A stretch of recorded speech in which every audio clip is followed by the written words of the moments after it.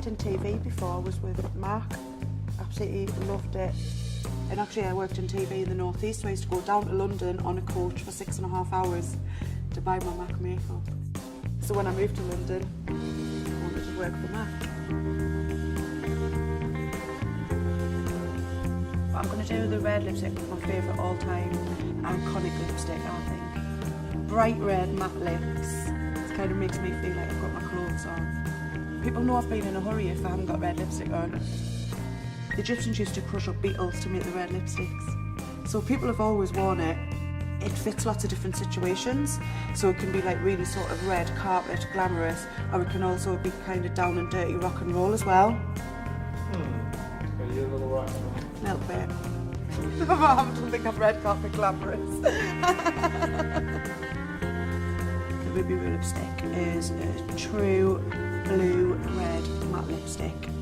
I'm also kind of a little bit lazy when I put makeup on, so I like a lipstick that can just stay on for hours. It's got the right texture.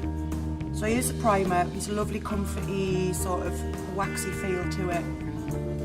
Makes your lips feel nice and smooth, and I always put a little bit around the edge of the mouth just to stop the lipstick bleeding. Now I'm going to do a lip that's a little bit more exaggerated at the top, a little bit squared off at the bottom. Get comfortable, look in the mirror and start with a Cupid's bow. I'm going to make mine slightly larger because I've got skinny lips. So you're cheating? Totally cheating. Do a little bit at a time so you can copy off it on the other side. You've been doing this for a while. Every day for the last 20 years. I'm going to start on the bottom and again start in the middle and work your way out.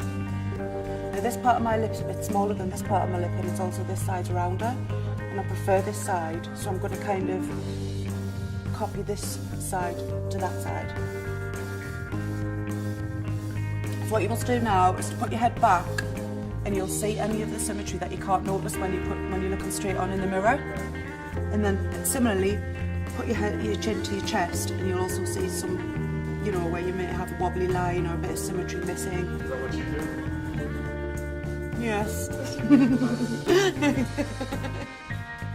How long does it take for you to do that? Oh, a couple of minutes. You get to know your own mouth as well. The more times you draw it as strongly as this. Then that should be a really perfectly symmetrical mouth. So the quick way to just fill it in is I always just take it from the tube itself. But then, to give it more of a professional finish and make it last longer, just take the brush and then just kind of brush it into the mouth, so really kind of get it in there. The lip brush gets it all sort of in them sort of grooves of the lip, so it helps it to stay on longer and it looks a much smoother, opaque finish. You must take it right into the corner of your mouth as well, because red is so obvious. If you miss a part of your mouth, you can see it really easily. Rock and red? I would say it is. Yeah, rock and roll red. And I always get a little bit on my teeth. So that's a little too much rock and roll, that is. So get that off. And also just do this with your finger and it'll help it go on your teeth again. That's a little trick. That's the rock and roll way.